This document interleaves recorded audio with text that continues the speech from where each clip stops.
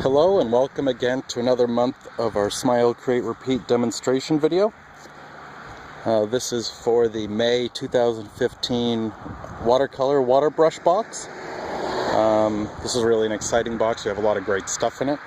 One of them is these nice water brushes where the water is in the handle, and just by squeezing it, the water comes out into the brush and into the paint, so you don't need to carry around a container of water for some quick sketches. That's what I'm going to be showing you today. And also we have some nice watercolors. This is the ones that I've been using for years, and they're really fantastic. So I'm going to show you that also.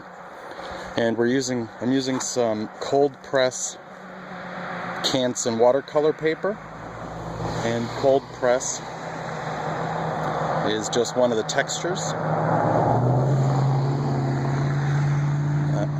You have rough, cold press, and then hot press is the smoothest. I got the middle, so there's a little bit of texture on it. This is the same paper as you got in your box, which is what we have here. And what I did with this is I just cut the top of the box that your supplies came in, put a couple clips on it, and then you have your own little watercolor pad to work with. I'm using this pad that I have just because it's a little bigger and should be a little easier to see in the video what I'm trying to do. Alright, so I'm going to show you what I'm working on. I was driving around today and I saw this nice barn scene. Let's see if I can show you here. And hill. Looking up, I think it's pretty cool. So we're going to work on that.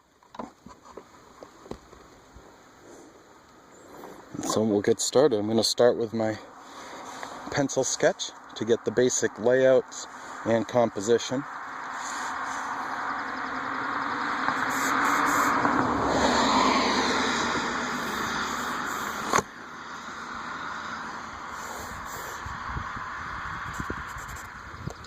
And you want to be careful when you're doing a barn or a building. You want to make sure you get the perspective right so it looks believable. So right now the verticals are going straight up and down, and then the horizontal is the top of the barn is lower on the left, higher on the right.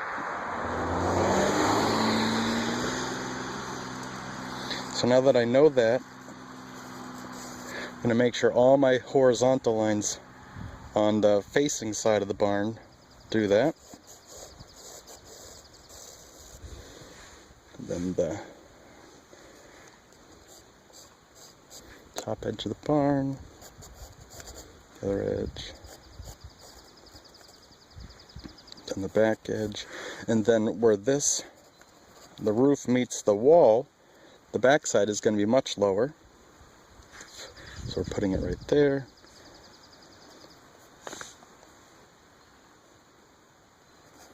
I'm sitting here on the side of the road, so there's a lot of traffic, and I think that they like to rev as they go by me, which is kind of enjoyable.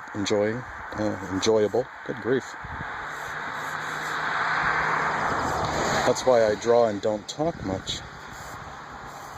I'm not very good with words, as Forrest would say. Then there's the, I'm not sure what that's called, on the top there. And that's a little bit over.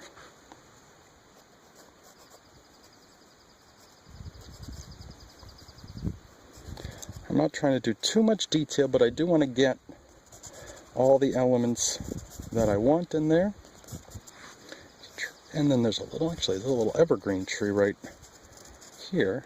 That'll be nice, because then the grass is over here, and then the edge of their property kind of comes down here along the road, where it's more dead grass and weeds probably, but that'll be nice bringing it up to that pine tree. Then there's sky. There's a tree without leaves yet, because we've had a very long, cold winter. There's a tree in front of this barn here.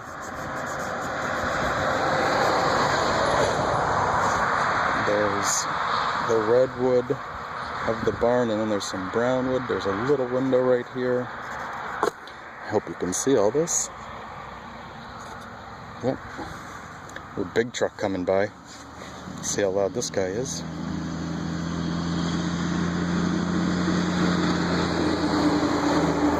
Yeah, not too bad. There's that. And then there's another big tree. And this one, the top of this tree is in front. This tree is in front of the barn, and the top of it lines up right with the roof. That is boring composition. So I am going to make it a little higher or lower. I'm going to make it a little bit higher. And these are all the branches that don't have any leaves on them. So that's just going to be a little grayer. And that lines up again. That lines up right with the edge of the barn too, which isn't great, but I like it there. Then there's another pine tree way off in the distance there. And then the hill goes down. And then there are a lot of trees way off that are not on this property, but back down way behind the field. There's some a little bit right there.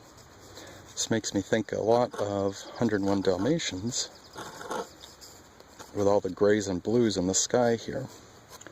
Love that movie for the colors in it. Those are mostly watercolor painting. Alright, so that's what we've got. Now we're going to start painting.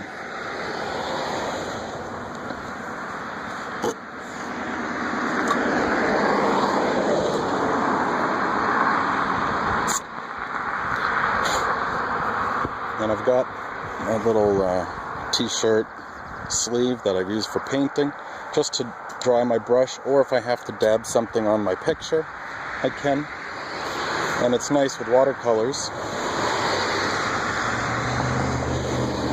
You can just keep using the same rag over and over because it dries and then it's fine. And acrylic, whereas oil, you'll need to be careful and get rid of those. So can you see, and I have my paint just attached to a piece of foam core with some clips on top of my sketchbook.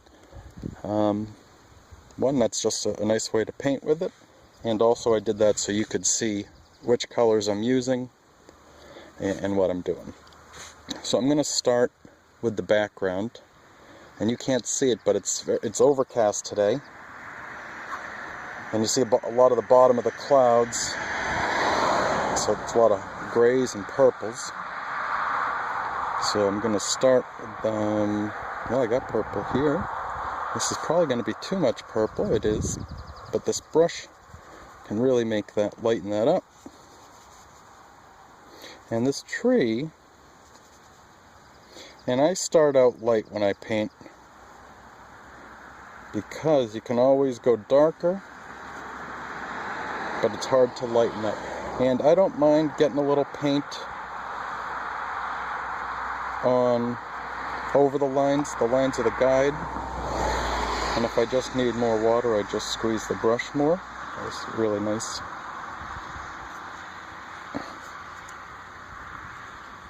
Oh, that's too much. See, that might be a place where I dab it with my paper, with my towel, excuse me, but I'm not going to. And there's a lot of water on there now, which I like. That's called wet on wet. And that's when you wet the paper and then you put the watercolor paint right on there. Here comes a big truck. Now I'm going to dab it. Woo! That was pool water. That's a loud one. Now I'm dabbing it and rubbing it just to get that a little lighter. Okay.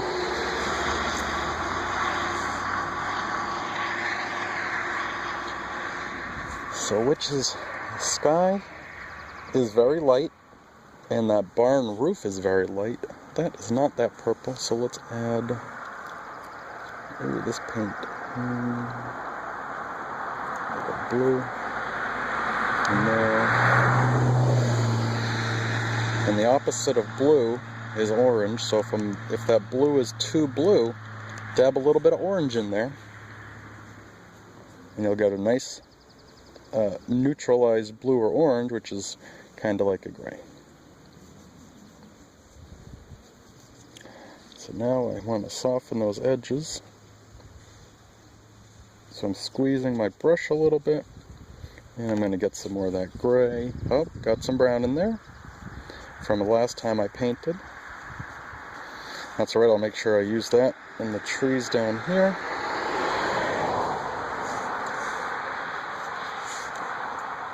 Okay, so we dirtied up that purple a little bit. So the next thing that's closest to us from the sky's the farthest. The next thing is these distant trees. So I'm just touching that to see if it's dry. It's not. So I'm going to think about what colors do I want to use for that. So everything farther away is cooler, so it's going to be a little bit of blue in there. So let's do that. You can use these spots in your palette. As you can see right there, I mix them in there, mix them in there. And the nice thing about this kit is you can also use the top of your watercolors to mix in also, which I use. So I'm going to use a little bit of green. Yeah, get some of that brown I have in there, and a little bit more blue.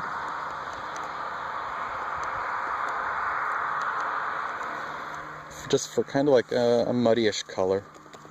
And that's dry. So now this tree, it's back behind.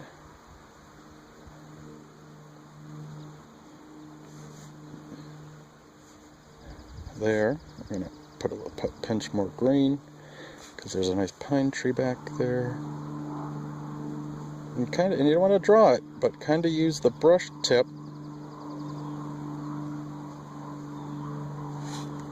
to do it. And these edges are going to be a little sharper, because where this dark tree is hitting the sky, that's going to be a sharp edge. And I'm also grabbing some color while this tree paint is wet. I'm using a little bit of a variety of colors just to add a little bit of excitement into that, I hope. And then make sure this edge here, where the bottom of the tree meets the top edge of this field, is a sharp edge.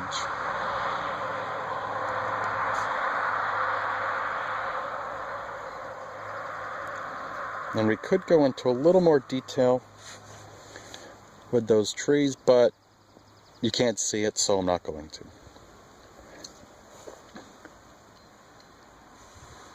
So now we have, this is the edge of the barn. What is this here? I should have had a little bit more sky color down there and here, so I'm going to do that. And I have a little paint on the tip of my brush, so I'm just squeezing some of the water into my t-shirt sleeve, rag, and clean that up. So I'm just going to get a little bit more purple on my brush. Hopefully it's not too dark. It is. So dab it on my towel and then blend this just to get a little purple in there, and I'll just dab it with my finger to pick up some of the excess. And I'm going to do it again on this side, even though the tree's there. You can pick that color up and do it again, and that's fine.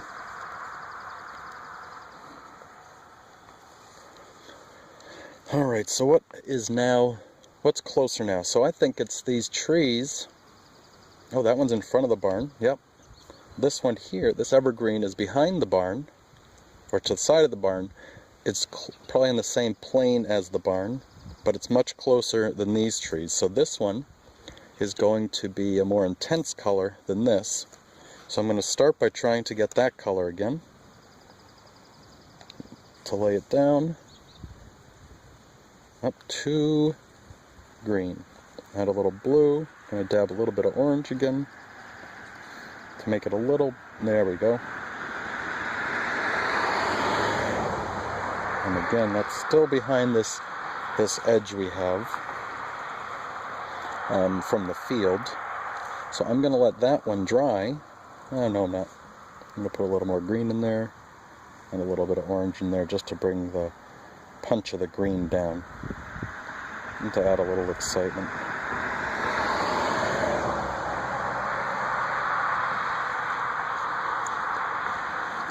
Some of my favorite watercolor artists are Bill Watterson, who is the artist for Calvin and Hobbes comic strip. Amazing watercolors. I just love the way he does it. And Quentin Blake, he's a children's book illustrator, and he has a very loose pen and ink drawing style, and then also when he watercolors, it's really loose, and I really love it.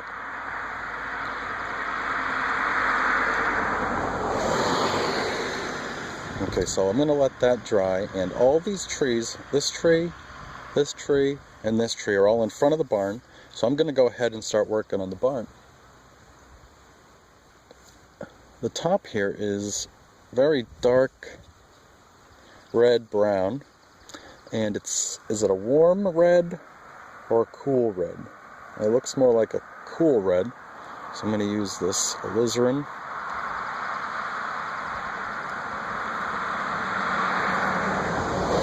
And I'm just gonna, and there's a little window in there, but it's dark, so I'm gonna, this is not at all this color, but it's a good base to use, and then I'm gonna add and mix colors on top of it.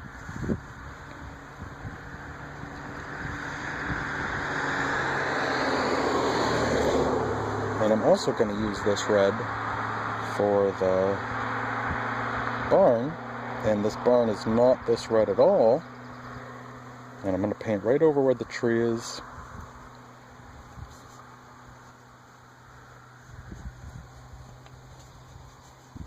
Oh, one of the hairs came out. Happens all the time.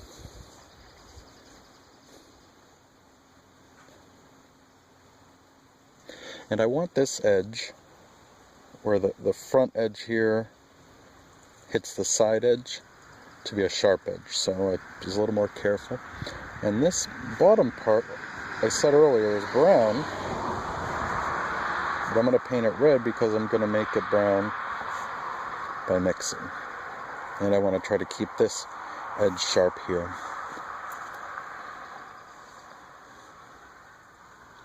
Okay, I'm going to use a little bit of the warmer red just to have a little variety in here. Because maybe there's some warm reflections bouncing around. There isn't because it's a cool overcast day, so there's no warm light anywhere, but I'm still putting it in there. Because I'm the artist and I can. Now I'm going to go in with some blue. And a little bit of green. Oh, yeah, the cool green or Viridian. Because that is the opposite, the complementary color of the green, of the red, and that's going to make it a dark, yucky color. Perfect. That's what I was hoping for. So what I'm doing, I don't know if you can see it, but I'm dabbing my brush to dry it off so then I can lift up some of this color, because I'm not squeezing the brush so there's no water coming through. And let's soften that edge. Now there is water coming through. Okay. That is a much more saturated color on the barn than in my painting, so I'll have to come back to that. This side is very dark.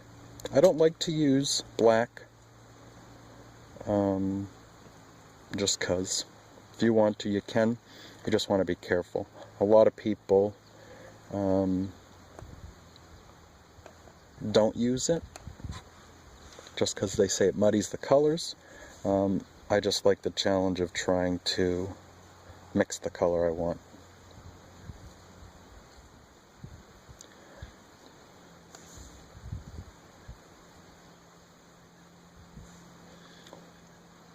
Okay, that's going to need some blue in there to make it darker and cooler.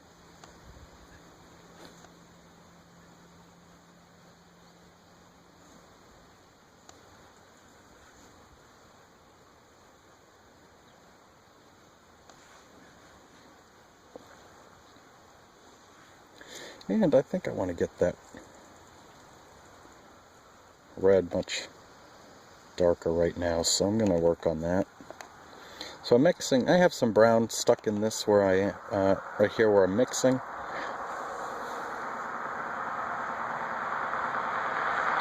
It needs more.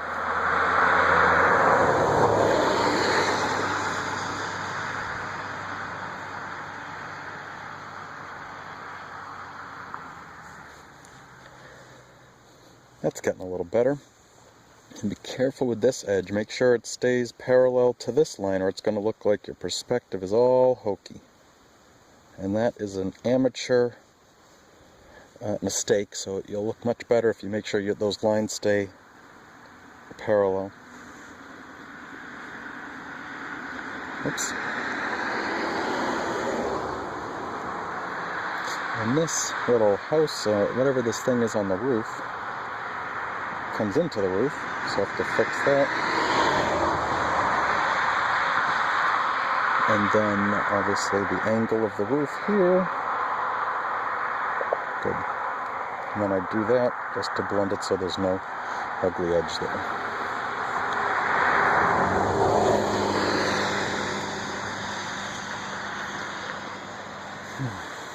And there's light catching the top edge of the roof, so when I go in and paint that, I'm going to leave a sliver of white paper, and I think that's really going to look nice. So let's go and do that. And here, I'm going to use a little bit of black. I'm over here in the purple. Actually, I'll just use the purple. And that's way too dark.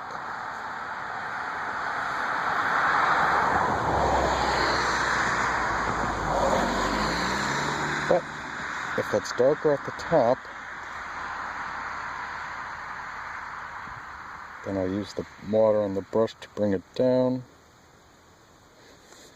And then that'll make it a little sharper edge, a little higher contrast with that highlight I was trying to show.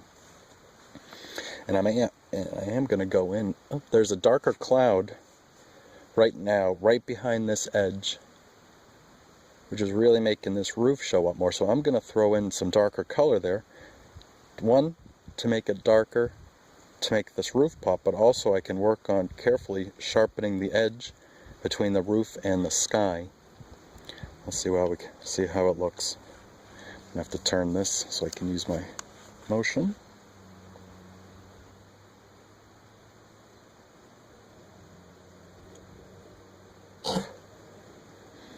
Bug flying in my face while I'm doing this careful work. Love it. Then I'm going to soften it. Clean my brush, bring it back. Yep. Good. And while I have that, I want to have that, while I'm doing it, there's also a dark one right here that then fades up. So I'm going to go ahead. The sharp edge is on the bottom. That's the dark shadow of the cloud coming up. And then I rinse my brush off and I'm just going to feather the top edge so it blends in with what I've already got. Now it looks like I need one. Maybe I can put a little one here too, but I'm not going to, because I'm going to keep the focus up on the barn. Alright, let's darken that structure on top of the barn using the brown, a little bit of blue, a little more brown, a little more blue. See, that's what I don't use black much because that's what I like to do. I use blue and brown, and it works great. And this all looks the same value. Even the top of this little roof that's on this looks the same value, but I am going to make the sides darker because they probably are. They probably are, I just can't tell.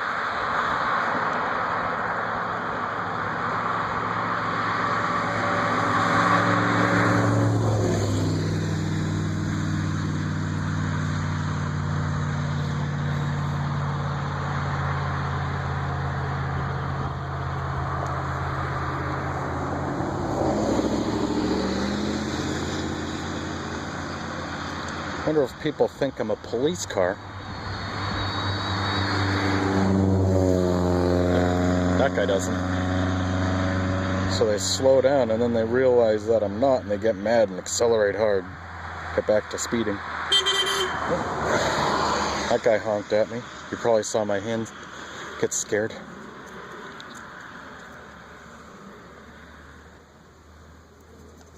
I have fans everywhere, I guess.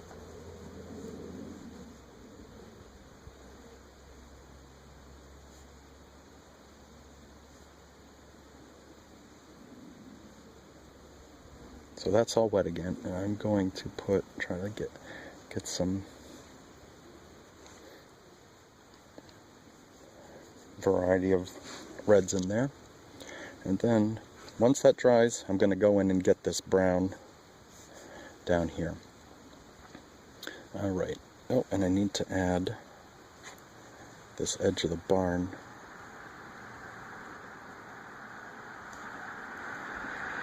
Should have been paying attention.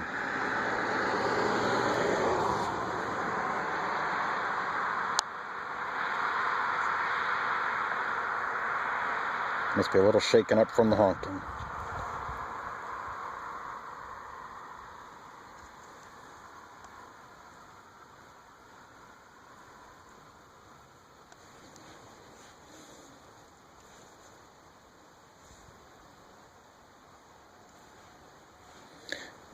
What I'm doing now is trying to pick up some of the paint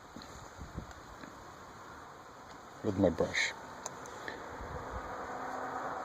And now my finger. Okay. Oh, that doesn't look good.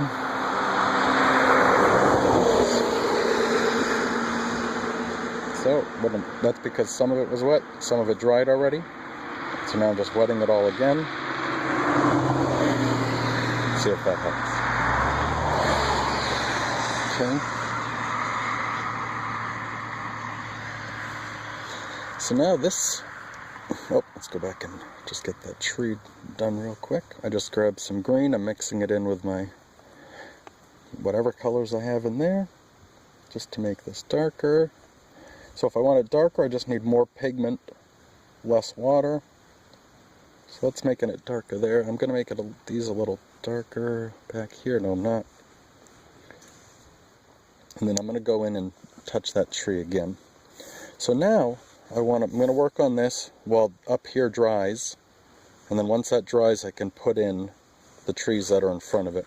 So this is a big field of green, and this is yellow ochre, and it actually looks like a warm green. But because it's so overcast, it's going to be a cool green, because if we make that warm, it's really going to contrast with the temperatures and not look right. So I'm going to go ahead and use this. Well, that doesn't look right either. So I'm using this, and I'm leaving the edge where it lines up with the top of the hill. And here I'm squeezing the brush a lot to get a lot of water going, so I can really push this around.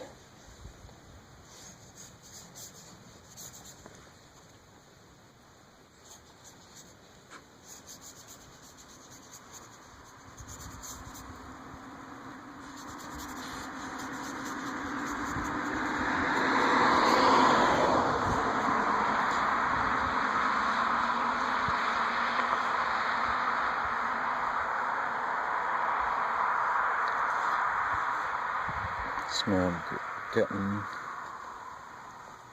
some more paint on the brush. Let's get some blue in there.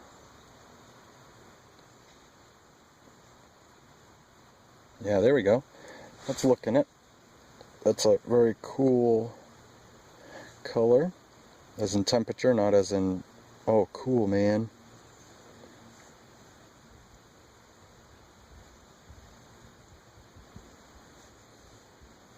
And that effect right there is because there's a lot of water, whoops, and that is dripping. So I'm letting the water run down the page, I'm adding more to it, and it's pulling it. That's how you do washes. And right there I just grabbed some of that pigment and water. And now I'm just squeezing my brush and using whatever water and paint is going.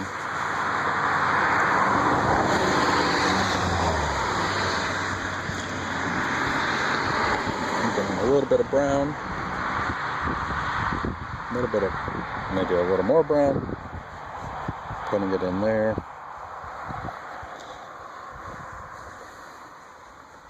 Okay, and we're not going to see the texture of the grass way up there because it's so far away. Yeah, let's go back and throw a little bit of green in this. Oh, that's a lot of green. I'm cleaning off the paint on my shirt, on my rag. Now I'm just blending this in a little bit on the bottom here. Okay.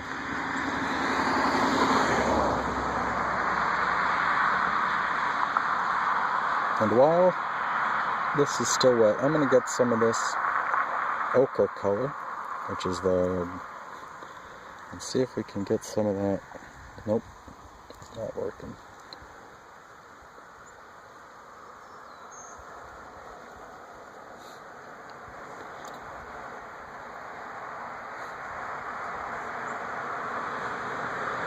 Just got a little variation in color. People are all leaving me a lot of room as they drive by. That's awfully nice.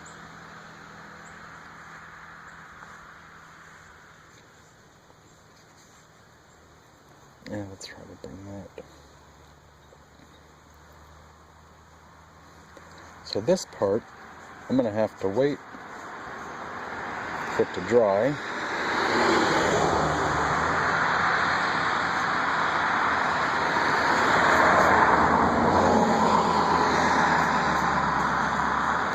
So I can add more detail, because there's going to be a lot of detail sitting right here, right at the base of my feet.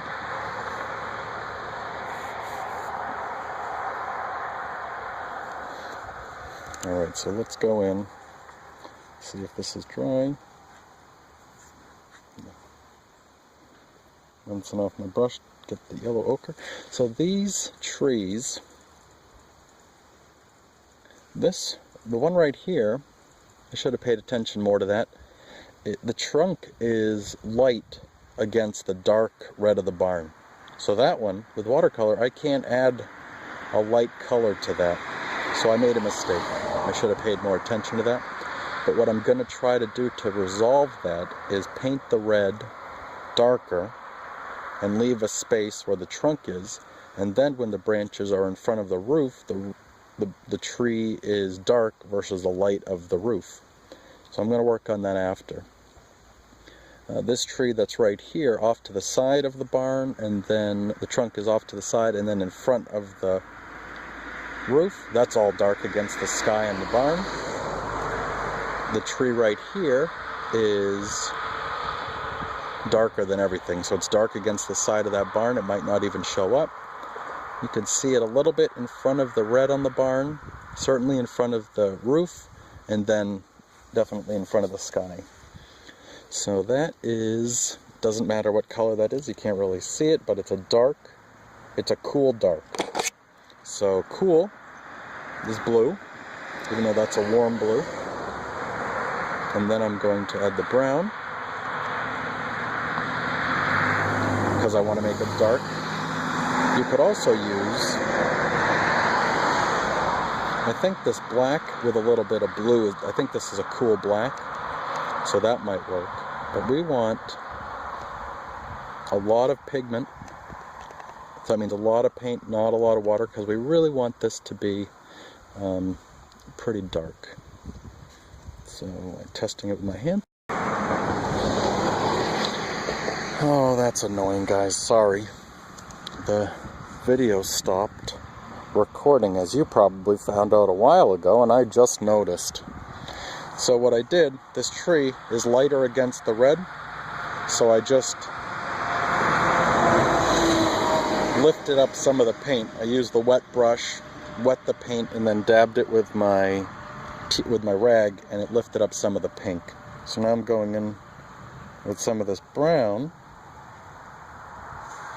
just to add a little bit more detail.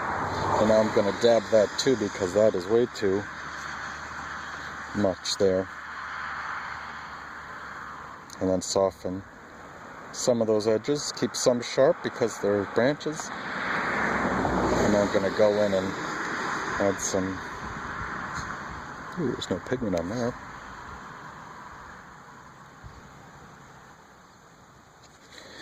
Okay, and now, I don't know if this is even in the video, but I'm going to add more red to make this darker and then sharpen up that edge of the tree.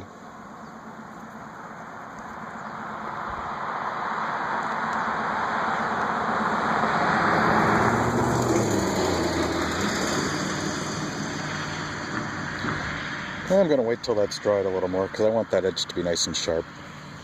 And so here you can see the tree blends in with this dark side of the barn, which it really does. So that's alright. I gotta add some brown there.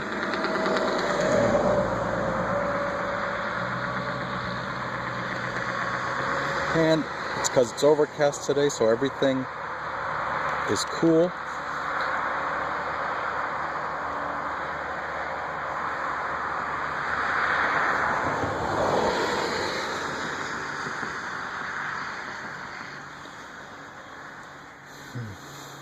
And I lost the windows that I was painting, so you want to pay attention to that more. Just adding a little shadow under there. Hey, and let's add some red. See if we can cut into this.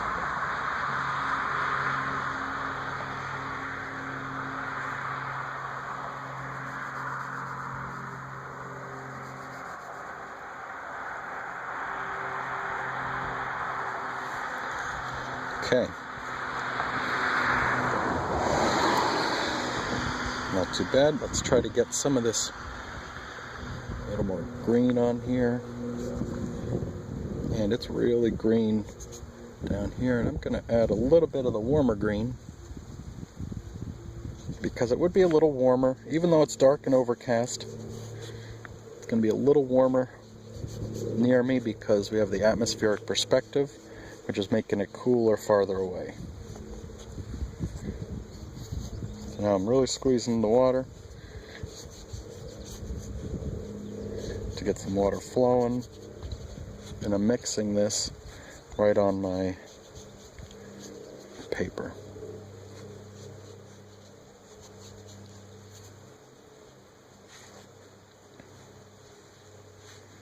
And I'm actually not going to add a lot of detail down here, because I want the focus to be at the top of the picture.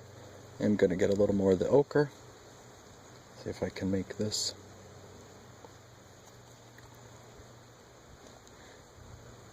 It's one of the things I liked about this scene, so I want to make sure I try to get some of the warm ochre bringing us in.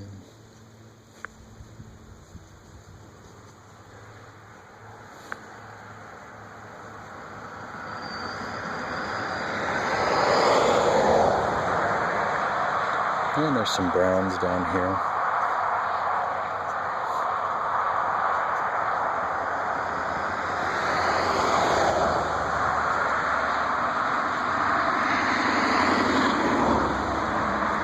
And some blue, just to make it a little grayer. And then I'm just adding a lot of water so it just softens down there. So that's it. I hope you enjoyed it. I hope I didn't lose too much of it with the camera turning off. Yeah, if you have any questions, email me or leave a comment. And if you're interested in joining Smile, Create, Repeat, please go to smilecreaterepeat.com and learn more about it. And if you like, join us and give us a try. We really try hard to make every box awesome and better than the last one. Hey, this bug likes the painting. Get out of here. Alright. Thought it was a real barn, I did so well. So yeah, so thank you again very much. We appreciate it. You have a good month. Talk to you soon.